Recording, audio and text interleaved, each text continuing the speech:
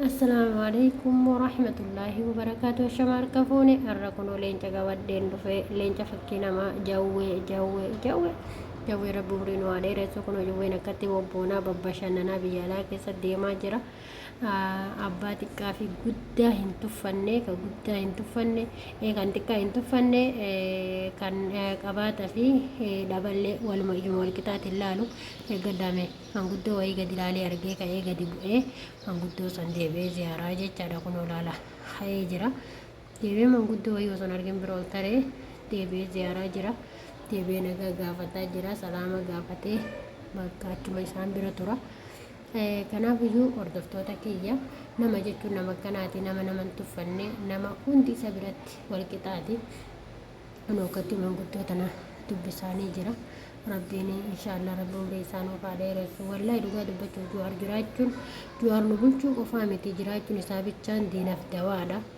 ummanni warri isa jibbu jechuudha warri ummata oromoo kana jibbu warri argitee oromoon jiraachuu jibbu juwaartu isaaniif dawaadha juwaartu isaaniif qoricha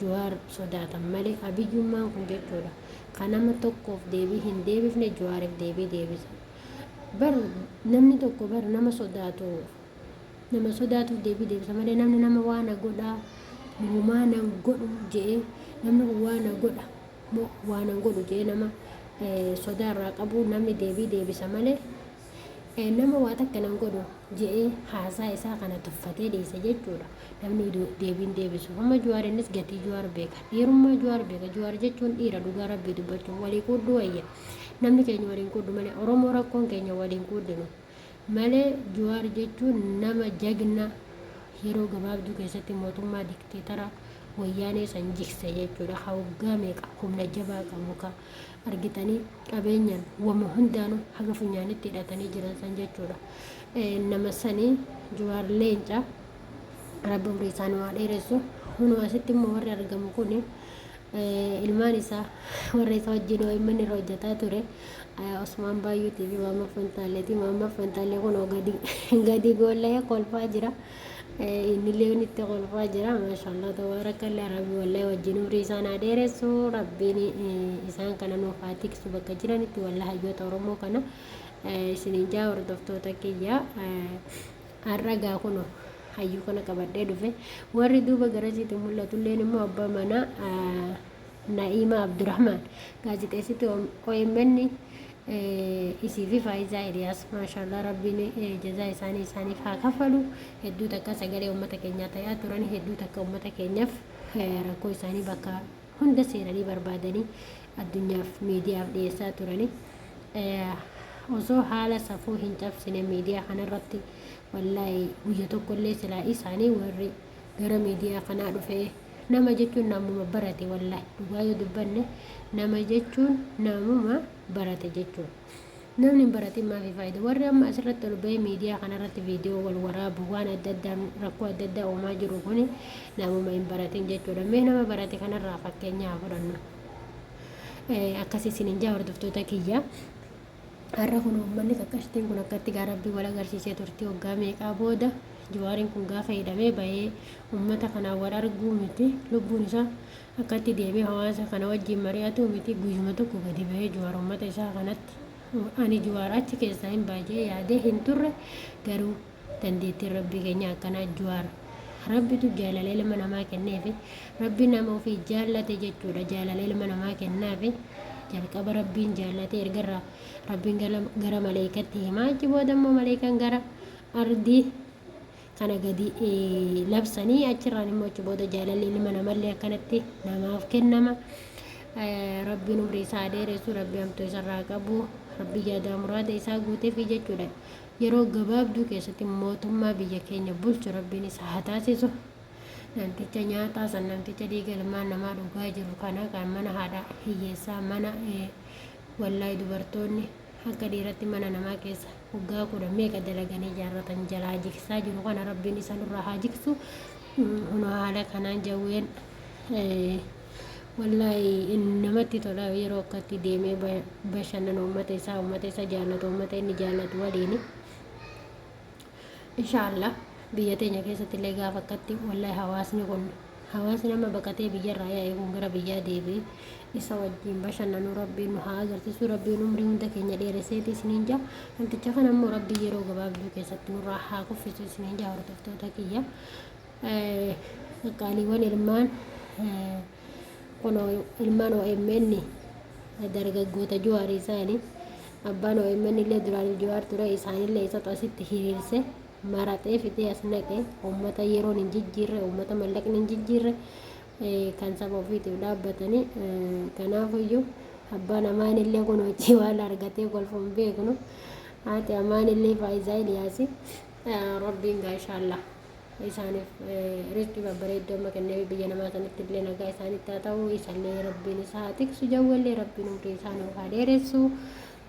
Kanuma isiniin jaa hordoftoota kiyya, ani hedduu takkaan na gammachiisa. Har'a immoo viidiyoo kalee namni ilaalee jiru yoo yeroo qabaate jechuudha viidiyoo Jawaar kana. Asitti immoo Maammaa Fantaalleetii fi Jawaartu waliin jira. Ni ilaala akkatti wal biraa bareeda maashaallah tabaarakallah. Har'a viidiyoo tokko ilaale namni sun hayyoota Harargee natti fakkaatanii haboon siitaa jetti. Haboon siitaa jechuun yaani obboleetti haadha gara Dooktor Ililliitti natti fakkaate. Dooktor Ililliitti illee salaama naa himi, ani garuu uummata akka illee dubbachuun barbaadu wajjin suuraa ka'uun fedha jette. Akkasanitti wallaahi suuraa wajjin kaate waan hedduu takka nama gammachiisu manguddittiin suni. Dhiyoo tanallee jechuudha manguddoo wayii haasaa wayii gootee kaatee Jawaar jetteen yaani waan biraa hin jechuuf maayikii kana fuune. Ani gaafa ati mana hidhaa keessa jirtu san guyya tokko imimmaan narraa hin qorree jetteen. Kanaafiyyuu immoo rabbiin ilma tokko qabaachuu kennan beeka.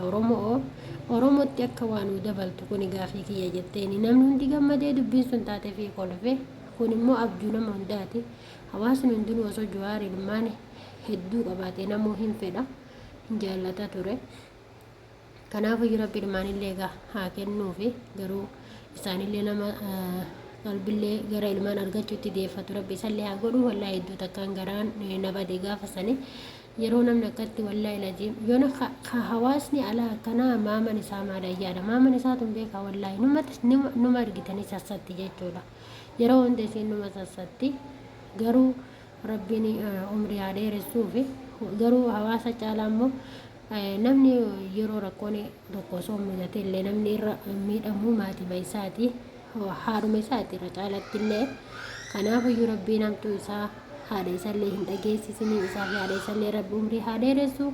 Anillee immoo asumaanuu dhalattuu ganda Jawaar Mahammad ta'uu kiyyaaf hedduu takkaniin gammada. Ganda goota kanatti dhalatuu kiyyaaf jechuudha. Namni keenya jechuudha nama ofii jabaa ofii erga inni du'e booda faarsu. Kun immoo aaduma uummata Oromoo hunda kana ta'uu hin qabu. Mammu tureessidha nama ofii jabaa ofii osuma jiru osuma inni lubbuun jiru jabeeffachuudha malee erga inni addunyaarraa deeme isa faarsuu isaaf immoo akkasuma waan adda addaa siidaa dhaabnaaf jedhanii maal qajamu kun kanarratidha nama ofii osuma lubbuun jiru jabeeffatanii hedduu nama gammachiisa. Hordoftoota kiyya, ani kanuman jechuu barbaada.